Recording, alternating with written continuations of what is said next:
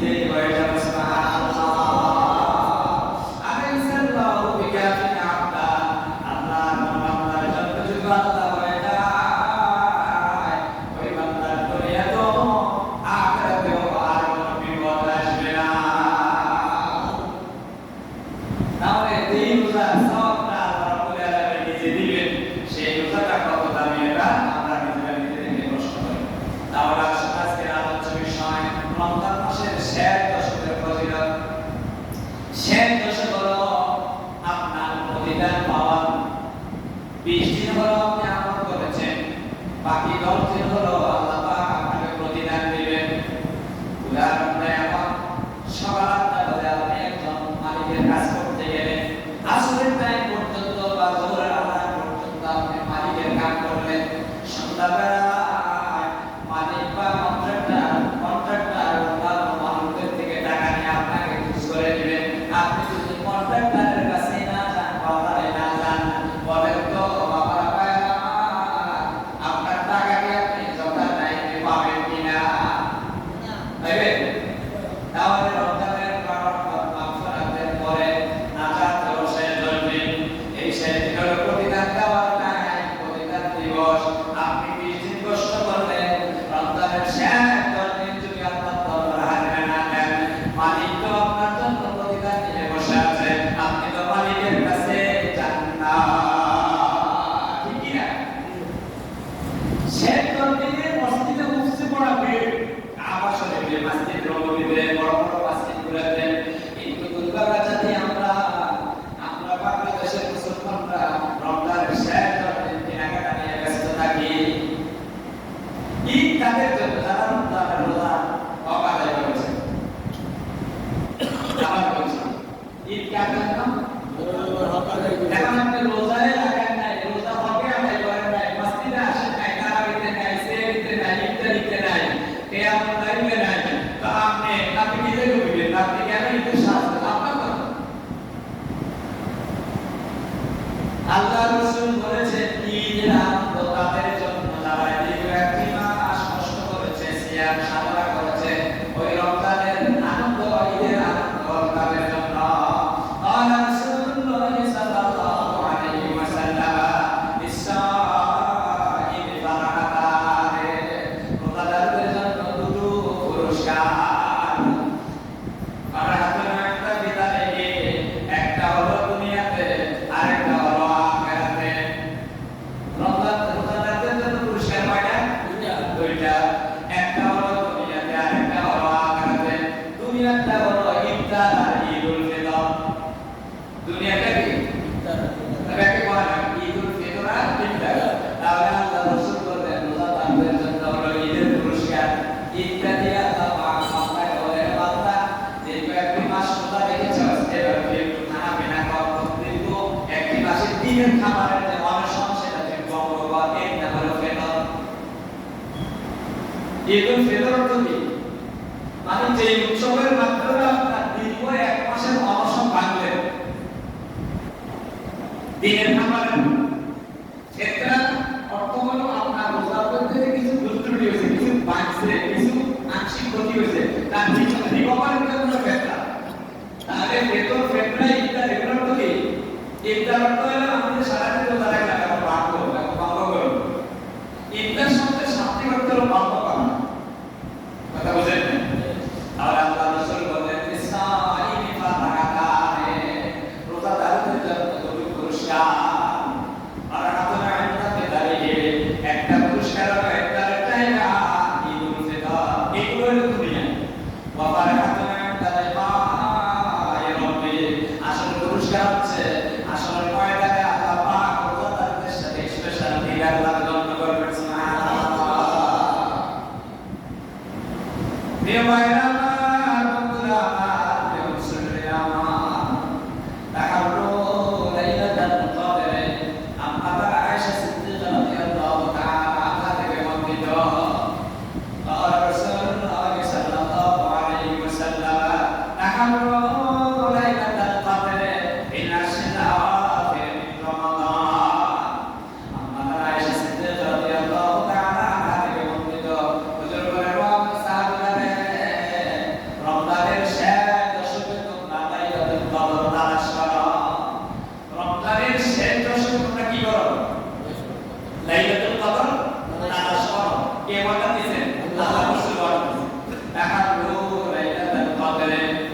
আশরিল আখির মিন রমাদান, রমজানের শেষ দশকের বেজর রাতগুলোতে তোমরা লাইলাতুল কদর তালাশ করো।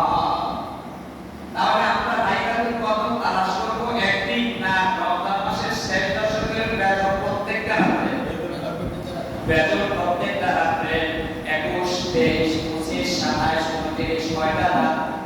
পাঁচটা। কয়টা? আল্লাহ রাসূল বলেন তাহারু লাইলাতুল কদর, ওয়া আমার সাহাবীরা তোমরা লাইলাতুল কদর তালাশ করো ফি আশরিল আখির মিন রমাদান, রমজান মাসের শেষ দশকে তোমরা কদর তালাশ করো। রমজান মাসের শেষ দশকে তোমরা কি করো? কদর তালাশ করো। আম্মা আয়েশা সিদ্দিকা রাদিয়াল্লাহু তাআলা আনহা থেকে আরেকটি হাদিস শরীফ এসেছে, আল্লাহ রাসূল বলেন, আয়েশা বলেন, তাখালা রমাদান ফিল আশরিল আওয়াখির, রমজান মাসের যখন শেষ দশকে আল্লাহ রাসূল কদর করতেন, আল্লাহ রাসূল আহিয়া লাইলাহু, তিনি সারা রাতটা জাগরণ করতেন, বিশেষ করে বেজর রাতগুলোতে। আহিয়া লাইলাহু, বেজর রাতগুলোতে 21, 23, 25, 27, 29 এই রাতগুলোতে পুরা রাত আল্লাহ রাসূল ইবাদত করতেন। হাদিস শরীফের ভিতরে এসেছে এই বেজর রাতগুলোতে আল্লাহ রাসূল বীর মুবারক তা ইসলাম মুবারকের আঘাত নাই। ওয়া আইনাহা লাহু, শুধু যে তিনি ইবাদত করেছেন তা নয়, আর আহার তার পরিবারের সদস্যরা তাদেরকেও আল্লাহ রাসূল ঘুমাইতে দিতেন না। ব্যাপারটা ক্লিয়ার করে দেই, আল্লাহ রাসূল সারা বছর তাহাজ্জুদ করতেন, একাই করতেন, সাথে তার স্ত্রী আয়েশা উম্মুল ছিলেন। আয়েশা প্রতি জোর জবরদস্তি করতেন না, কারণ এটা নফল ইবাদত, এটা ব্যক্তিগত আমল। কিন্তু ফরজের ব্যাপারে আল্লাহ রাসূল যারা আছেন তাদেরকে খুব তদারকি করতেন। নফল ইবাদতের বিষয়ে, কিয়ামুল লাইলের বিষয়ে, তাহাজ্জুদের বিষয়ে আম্মা আয়েশা পাশে শুয়ে থাকতেন। হুজুর আয়েশার পাটারে সরাইয়া হুজুর সেজদা দিতেন। হাদিস শরীফে এমন শব্দ আছে, কিন্তু আয়েশাকে কোনদিন বলতেন না। আয়েশা যদি ইচ্ছা স্বেচ্ছায় হুজুরের আমল থেকে আমল করতেন, তাহলে সেটা হলো ভিন্ন কথা। কিন্তু রমজান মাসের শেষ দশক যখন আসতো, আইতারা আলাগো, হযরত আলী, হযরত ফাতেমা, হযরত আয়েশা সহ আলী রাদিয়াল্লাহু তাআলা আনহুর বাড়িও মদিনা শরীফ হুজুরের বাড়ির পাশেই ছিল। এই রমজানের শেষ দশক যখন আসতো, বিশেষ করে বেজর রাত্রি যখন আসতো, হুজুর নিজেও জাগ্রত থাকতেন। আইতারা আলাগো, তার পরিবারস্থ সকল সদস্যকেও জাগ্রত রাখার জন্য তিনি উদ্বুদ্ধ করতেন। সুবহানাল্লাহ। এরপরে অষ্টাত্তা মিজারো, তিনি কোমরে লুঙ্গি বাঁধতেন। অষ্টাত্তা মিজারো, মিজার কাপড়টা ভালো করে বাঁধতেন। এটা দুইটা অর্থ। রমজান মাসের শেষ দশকে আল্লাহ রাসূল দিতেন আহিয়া লাইলাহু, সারা রাত জাগ্রত থাকতেন। আইবাদা আহলাহু, তার পরিবারস্থ সকল সদস্যকে জাগ্রত রাখতেন। অষ্টাত্তা মিজারো, এবং তার মাথার যে মাথা মুবারক যেটা, কোমর মুবারক যেটা, সেটাতে লুঙ্গি ভালো করে বাঁধতেন, যেন না বলে, মানে খুললে বারবার এবার কি হবে, ক্ষতি হবে। এজন্য আল্লাহ রাসূল ভালো করে অষ্টাত্তা মিজারো, মিজার মধ্যে গেছে, এটা মানে হলো লুঙ্গি মাথা না আমের বাবা মাথা তারা বুঝে। অষ্টাত্তা মিজারো মিজার থেকে আসছে, মিজারের জন্য অষ্টাত্তা মিজারো ইয়া বান্দাস্তা, একেবারে লুঙ্গি বান্দাস্তা, মানে এমন করে বাঁধতে, মানে কোমরে গামছা বাঁধতে রাখতো। তার অর্থ হলো আমাদের দেশে যখন কোনো একটা কাজে ভালো করে সফলতার জন্য বাবাইলে এটারে আমার গামছা বাঁধতে দিয়েছে, এই হলো অর্থ। ওলামায়ে কেরাম আরেকটা অর্থ দিয়েছেন যে আল্লাহ রাসূল রমজানের শেষ দশকে তার স্ত্রীদের কাছে যেতেন না, এটার আরেকটা অর্থ। স্ত্রীদের কাছে যেতেন না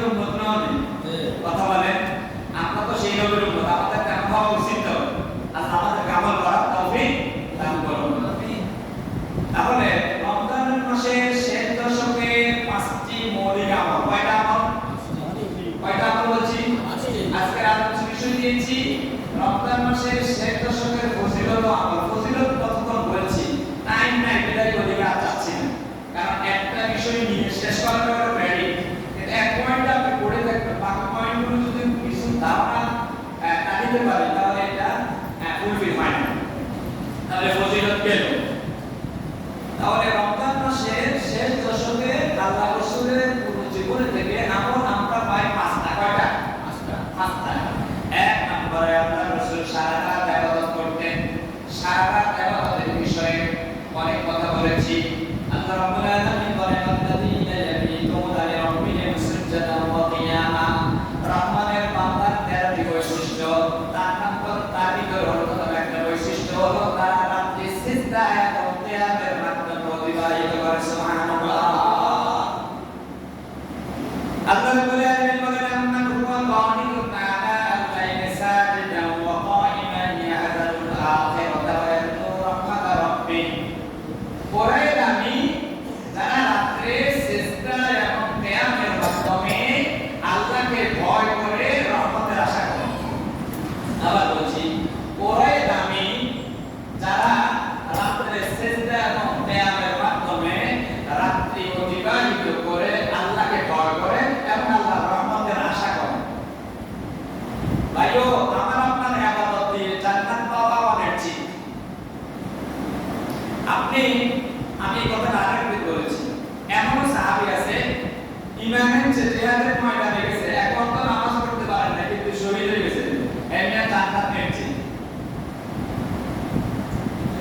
আইকিটাকে সাহাবী ইমামের যে যুদ্ধের অর্ডার করছে যুদ্ধের ময়দানে গেছে শহীদ হয়ে গেছে এক ওয়াক্ত নামাজ পড়েন সবাই পায় সে শুধু আপনাকে দেন না তাহলে জিহাদের ময়দানে যাওয়ার পরে সে শহীদ হয়ে গিয়েছে কিন্তু তার টাকা তো পান না আল্লাহ কয় তাদেরকে আমি স্পেশাল রিজিক খাওয়াবো জান্নাত থেকে শহীদরা মৃত নন তারা জীবিত বাল্লাহিয়া ওয়ালাকিন লা তাশউরুন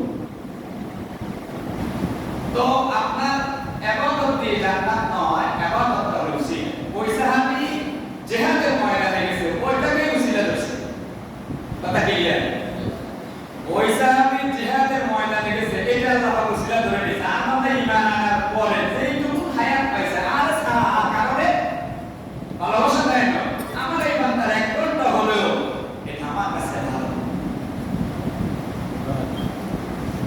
আপনি ইবাদত দিয়ে জান্নাতে যেতে পারেন এজন্য আল্লাহ রাব্বুল আলামিন আয়াতে বলছেন হে বান্দা রাতে সিজদার কিয়াম কর আমার ভয় কর আর রহমতের আশা কর আমাদের আয়েশাকে হুজুর বলতেন আয়েশা ইবাদত দিয়ে জান্নাতে যেতে পারবে না আয়েশা পাকটা হুজুর বলতেন আমরা কোন আমিও কারণ আমার 63 বছরের ইবাদত দিয়ে অনন্ত হাজার হাজার কোটি কোটি মিলিয়ন ট্রিলিয়ন বছর নিয়ামত হয়ে গেল সম্ভব ঠিক সম্ভব আপনি 30 বছর চাকরি করে বাকি 30 বছর পেনশন নিয়ে চলতে পারেন দুনিয়া সরকারের গোলামি করে 30 বছর সরকারের দেশে সার্ভিস দিলেন সরকার আপনাকে 40 50 60 যা দিচ্ছে এটা দিয়ে আপনি স্বাচ্ছন্দ্য করে চলতে পারেন তো আপনি কেমনি 30 বছরের ইবাদত দিয়ে এত লম্বা হায়াত থাকবেন নিশ্চয় না তবে জান্নাত পেতে হলে আল্লাহর রহমত পাইতে হলে উসিলা লাগবে উসিলা হলো আল্লাহর দরবারে সাহায্য তাহলে যে কথাটা বলতে চেয়েছিলাম এক নাম্বার হলো সারা রাত ইবাদত করা রমজান মাসের শেষ দশকে এক নাম্বার আমল দুই নাম্বার আমল হলো ইতিকাফ করা কি করা তিন নাম্বার আমল হলো কিয়ামুল লাইল করা চার নাম্বার আমল হলো পবিত্র কোরআন বেশি বেশি করে তেলাওয়াত করা পাঁচ নাম্বার আমল হলো বেশি বেশি করে আল্লাহর দরবারে দোয়া করা এই কি এক নম্বরে সারা রাত জাগ্রত থাকা বিশেষ করে রমজানে বেতন শেষ দশকের বেতন রাত্রি বলে দেন দুই নম্বরে ইতিকাফ করা তিন নম্বরে কিয়ামুল লাইল করা চার নম্বরে কোরআন কারীম তেলাওয়াত করা পাঁচ নম্বরে বেশি বেশি করে আল্লাহর কাছে দোয়া করা ইতিকাফ قال رسول الله صلى الله عليه وسلم من اعتكف إيمانا واحتسابا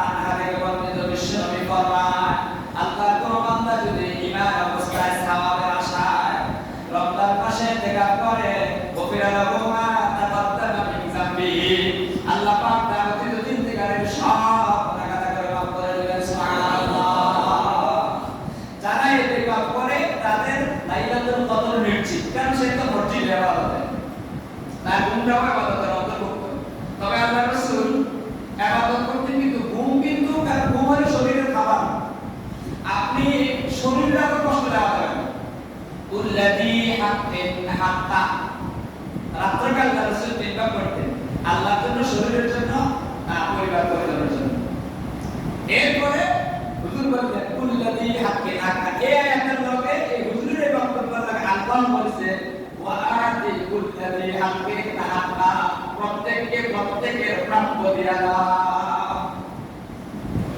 আপনি সারা বছর দিকে দেখবেন স্ত্রী খবর দেবেন, সে খবর আবার সারা বছর স্ত্রী পরিবার পরিজনের দিবেন, আপনি ইতিকাফ করবেন না, তার দিকে যে সময় ইসরা কাজ সহ্য করবেন না। আমি সবার পক্ষে তারা ভালো কাজ করে। তাহলে আল্লাহ রাসূল স্ত্রীকে কেউ সময় দিতেন, তবে স্পেশালি রমজানের শেষ দশকে দেন না, এটা হাদিস শরীফে আসছে। আরেকটি হাদিস শরীফে বিশ্বনবী বলেন মানে ইতিকাফা যারা ইতিকাফ করে আশরাফি রমাদান, রমজান মাসের শেষ দশকে ইতিকাফ করে, কানা কা হুজ্জাতাইনে ওয়া উমরাতাইনে। সুবহানাল্লাহ। আল্লাহ কোন বান্দা যদি আল্লাহকে খুশি করার জন্য রমজানের শেষ দশকে ইতিকাফ করে, আল্লাহ পাক তাকে দুটি হজ কবুলের এবং দুটি উমরা কবুলের সমান সওয়াব দিবেন। সুবহানাল্লাহ। এখন তাদের আর্থিক অবস্থা দুর্বল, সরিয়ে যেতে পারেন না, আল্লাহ রাসূল অপশন দিয়ে দিয়েছেন কানা কা হুজ্জাতাইনে ওয়া কা উমরাতাইনে, দুটি হজ এবং দুটি উমরা সমান সওয়াব আল্লাহ পাক তার নামে দেন। ইতিকাফ তিন প্রকার, কয় প্রকার? তিন প্রকার। ইতিকাফ এক, ইতিকাফ হলো ওয়াজিব, যেটা মান্নত করেন রব্বুল আলামিন,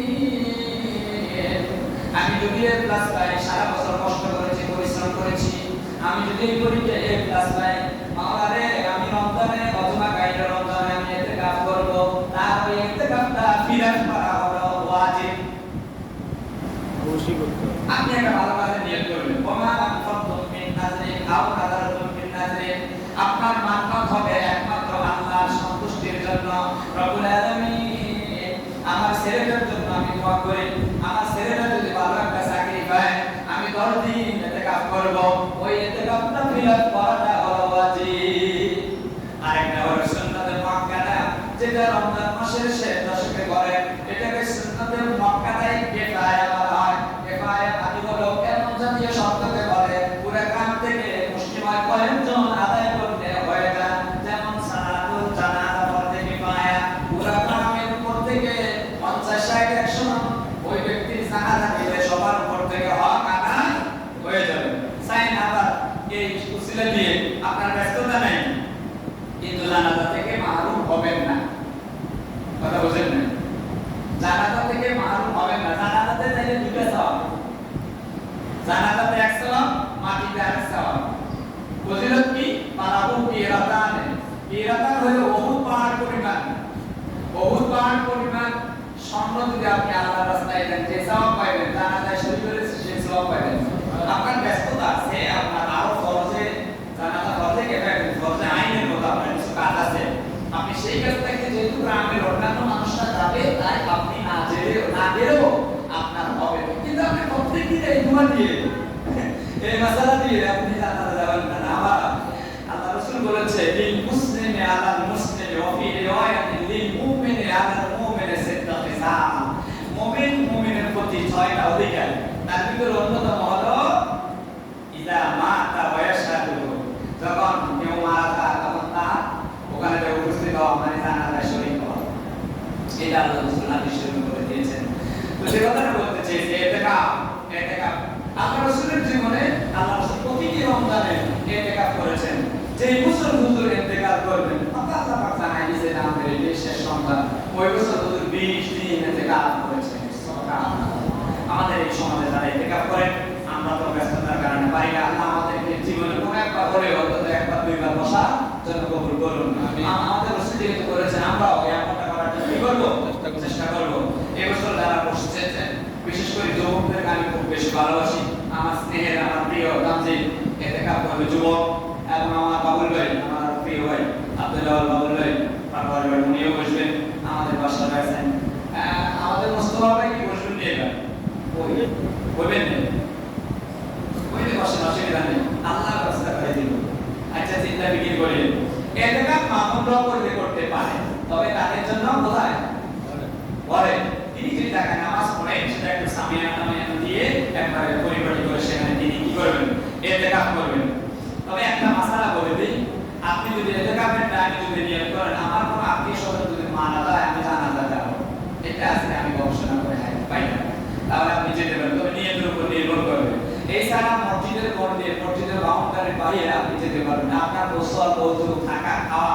মসজিদের বাউন্ডারির ভিতরে। তবে মসজিদে ইতিকাফের নিয়ত ছাড়া ঘুমানো যায় না। তাহলে ইতিকাফ তিন প্রকার বলছি তো। আরেক প্রকার ইতিকাফ হলো নফল ইতিকাফ। সেই ইতিকাফ যে কোনো টাইমে যে কোনো মুহূর্তে, সেটা সর্বোচ্চ সীমা নাই, সর্বনিম্ন 10 মিনিট হলো ইতিকাফ। তাহলে আমরা যখন অন্যান্য টাইমে রমজান হোক বাইরে রমজান হোক মসজিদে যখন ঢুকবো, কিসের নিয়ত করে ঢুকবো? ইতিকাফের নিয়ত করে ঢুকবো। তখন আপনি ফ্যানের তলে শুইলেও অসুবিধা নাই, আপনি দুর্বল থাকে, আপনি আলাদা করতে করতে ক্লান্ত হয়ে গেছেন। ইতিকাফের নিয়ত ছাড়া মসজিদে শোয়া জায়েজ নাই। আবার বলছি, ইতিকাফের নিয়ত ছাড়া মসজিদে শোয়া জায়েজ নাই। সেটা ফরজ ইয়া ওয়াজিব ইতিকাফ হোক, সুন্নাতুল মুআক্কাদা ইতিকাফ হোক, অথবা নফল ইতিকাফ হোক। তাহলে নফল ইতিকাফ হলো এমনি মসজিদে আসছেন, ওযু করছেন, সময় আছে, ওযু করে 2 রাকাত তাহিয়াতুল ওযু করলেন, 2 রাকাত দুহরের মাসজিদ পড়লেন, কোরআন শরীফ পড়লেন, পড়তে পড়তে একটু ক্লান্তি লাগে গেছে, দেখছেন যে কতক্ষণ পরে সালাতুল আসরের আযান দিবে, একটু ক্লান্ত, তখন একটু ঘুমাইলেন, এই ঘুমটাও আপনার ইতিকাফের ভিতরে করবেন। সুবহানাল্লাহ। কি বলেন, আমল করার সুযোগ আছে কিনা? তাহলে মসজিদে এসে ইতিকাফ ধ্বংস হয় দুটি কারণে। একটা হলো মসজিদে বসে আপনি দুনিয়ার হাবি জাবি আজে বাজে গর্হিত আপনি যদি কথাবার্তা বলেন, তাহলে আপনার ইতিকাফ ভঙ্গ হয়ে যাবে। এটা হজ যে কারণে ভঙ্গ হয়, হজের ইহরাম করার পর যে কারণে ভঙ্গ হয়, সেই কারণে ভঙ্গ হবে। তবে হজের জন্য কি আছে, আপনার এই উমরা কে আপনার কুরবানি ওয়াজিব দিতে হবে, এটাকে ইয়া বলে দম। হজের ইহরাম করার পরে যে নিষিদ্ধ কাজগুলো আছে, এগুলা কোন একটা করলে আপনাকে দম দিতে হবে। দম মানে কুরবানি একটা আছে, আপনার ওয়াজিবের একটা অংশ, আপনাকে আরেকটা কুরবানি দিতে হবে। যেরকম রোজার ভিতরে ভুল হইলে রোজা কি ফিতরা আর না, রোজা না রাখলে না কাফারা, কিন্তু ভুলের জন্য ফিতরা। আর হজের ইহরামে করার পরে নিষিদ্ধ কাজ করলে আপনাকে কি দিতে হবে? দম দিতে হবে। দম মানে হলো একটা কুরবানি করতে হবে। একটা কুরবানি একটা আছে, একটা কুরবানি একটা কি ওয়াজিব। কিন্তু আপনি হজের ভিতরে যদি কোনো ফাহিশা গর্হিত মন্দ, তারপর তাকে স্বীকার করেন, মাথার চুল চুল এগুলা, তবে ইতিকাফের বিষয় এত কঠোরতা নাই, আপনি গা চুল কেটে পারবেন, তারপরে কেটে দেবেন। কিন্তু ইহরাম অবস্থায় গাও চুল কাটানো নিষেধ, রক্ত বার করতে পারবেন না, একটা পশম উঠাইতে পারবেন না, বক্কা কুকুর মারতে পারবেন না, শিকারি করতে পারবেন না, শিকারি দেখাই দিতে পারবেন না। ইতিকাফের ভিতরে এত জটিলতা নাই, তবে শুধু ফাহিশা এবং মন্দ কাজকর্ম করলে ইতিকাফটা ভেঙে যাবে, তবে বিধান ওঠে। তবে ইতিকাফের জন্য কোনো কাফারা নাই। তাহলে এই মাসালাগুলো আমাদের আরো প্রয়োজন হলে আমাকে আমার ফোন নাম্বার আছে, আপনারা জেনে দিবেন, এই বিষয়ে আমি আর যাচ্ছি না। এরপরে কিয়ামুল লাইল করবেন, রমজান মাসের অন্যতম একটা আমল তাহাজ্জুদ, কিয়ামুল লাইল এবং তারাবি, এই তিনটা। কয়টা বলছি? তারাবি, কিয়ামুল লাইল, তাহাজ্জুদ। এই কেন তারাবি পড়ি না আপনারা, তো কিয়ামুল লাইল কি বলেন? আমাদের যত ব্যস্ততা মসজিদে আসে, শুধু টাইম চাই, শুধু টাইম চাই, কোন হুজুর কত তাড়াতাড়ি করতে পারে এগুলো ভালো, ঠিক নেই? ঠিক নেই। আমি মধ্যম মধ্যে করি, একেবারে দ্রুতও করি না, একেবারে বাধ্যও করি না। তবে আপনাদের কাছে আমার আহ্বান, ভাইও, কোরআন শরীফ রমজান মাসে নাযিল হয়েছে। চতুর্থ পয়েন্ট হলো বেশি বেশি করে কোরআন শরীফ তেলাওয়াত করা। আল্লাহ রাসূল রমজানে অধিক পরিমাণ কোরআন কারীম তেলাওয়াত করতেন। জিবরিল আলাইহিস সালাতু ওয়াস সালাম আল্লাহ রাসূলকে কোরআন শরীফ শুনাইতেন, আল্লাহ রাসূল জিবরিলকে শুনাইতেন, দুইবার শুনাইতেন। রমজান মাস কোরআন রিসার্চের মাস। আফালা ইয়াতাদাব্বারুনাল কুরআন, তোমাদের কি হলো, তোমরা কেন কোরআন শরীফে রিসার্চ করো না, গবেষণা করো না? আমাদের কুলুবিন আকফালফা, তোমাদের অন্তরে কি কেউ তালা মারি দিয়েছে? আপনাদের অন্তরে তালা আসেনি? আসেনি তালা? একটু জিজ্ঞেস করেন না, ইলাহা ইল্লাল্লাহ, লা ইলাহা ইল্লাল্লাহ, লা ইলাহা ইল্লাল্লাহ, লা ইলাহা ইল্লাল্লাহ, মুহাম্মাদুর রাসূলুল্লাহ সাল্লাল্লাহু আলাইহি ওয়াসাল্লাম। তাহলে আপনার বেশি বেশি করে কোরআন শরীফ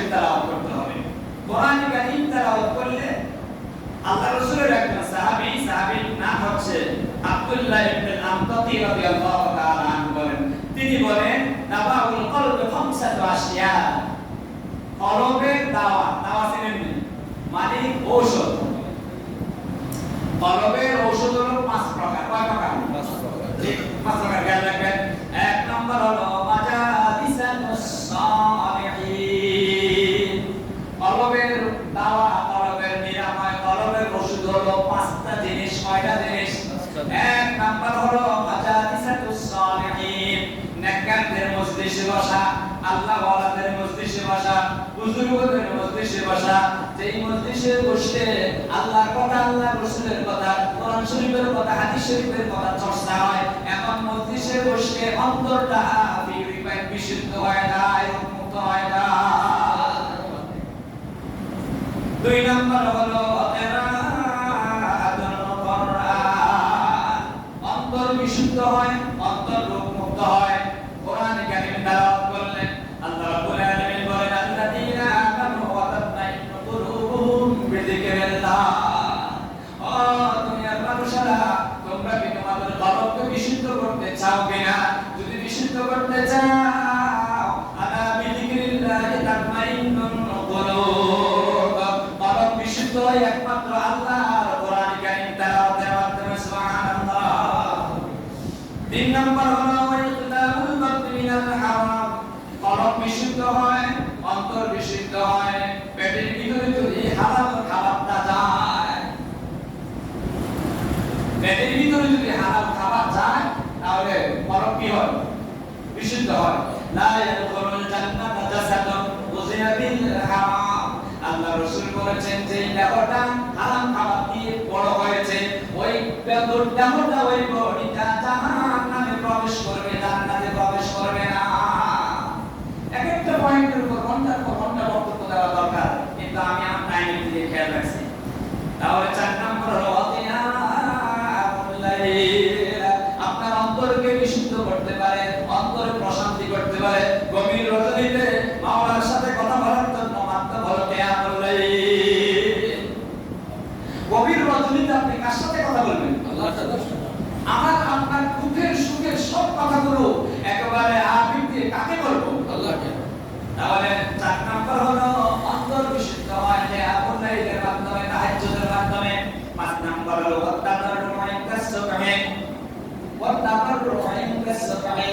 ফজরের আগে অর্থাৎ তাহাজ্জুদের নামাজ শেষ করে বিনয়ের সাথে আল্লাহর সাথে যখন কথোপকথন করবেন, তখন আপনার অন্তরটা আল্লাহ পাক বিশুদ্ধ করে দিবেন। সুবহানাল্লাহ। আল্লাহর কাছে বলতে হবে। রমজানের শেষ আমল, শেষ দশকের 5 নম্বর আমল হলো বেশি বেশি করে আল্লাহর কাছে দোয়া করতে হবে। আল্লাহ রাসূলুল্লাহ সাল্লাল্লাহু আলাইহি ওয়াসাল্লাম ইযা সাআলাকা ইবাদি আন্নী ফাইন্নী করিব।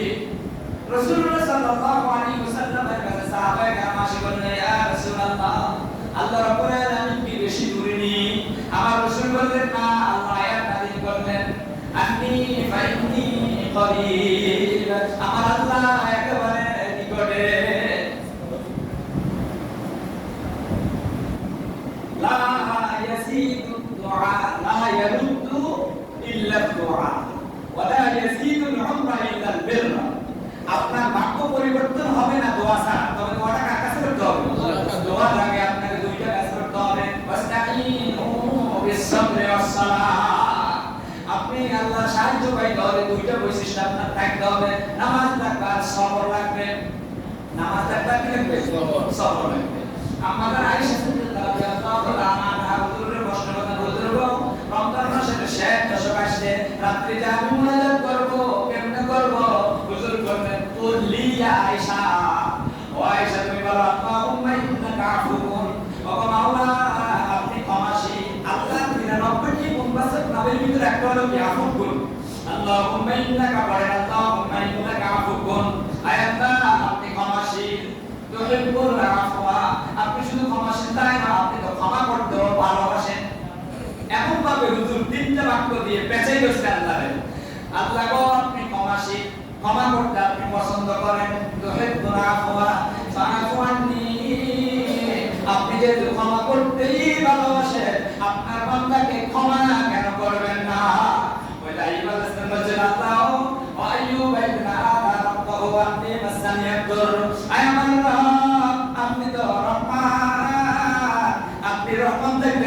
এমনি অসুস্থ আল্লাহ কবসিল্লা টাকা ও আইয়ো তোমার আচ্ছা টাকা কিন্তু তারিখে বলবা যে টাইম নাই আইয়া আইয়ুব আলাইহিস সালাম আল্লাহর কাছে যাচ্ছে আল্লাহ আমাদের রহমত দেখতে হয় অসুস্থ করে তো মুহাম্মদ সাল্লাল্লাহু আলাইহি ওয়াসাল্লাম আয়েশাকে শিখিয়ে দিলেন আয়েশা তুমি আল্লাহর এইভাবে বলো আল্লাহ আমাকে ক্ষমা করতে ভালোবাসেন তাই নাই অপরাধী নাই কেন ঠিক নেই আল্লাহ আমাদেরকে আমল করার জন্য কবুল করুন খাওয়া যদি বলে আল্লাহ আলাইহি তাওয়াক্কাল করে আসসালামু আলাইকুম আমরা তোমাদের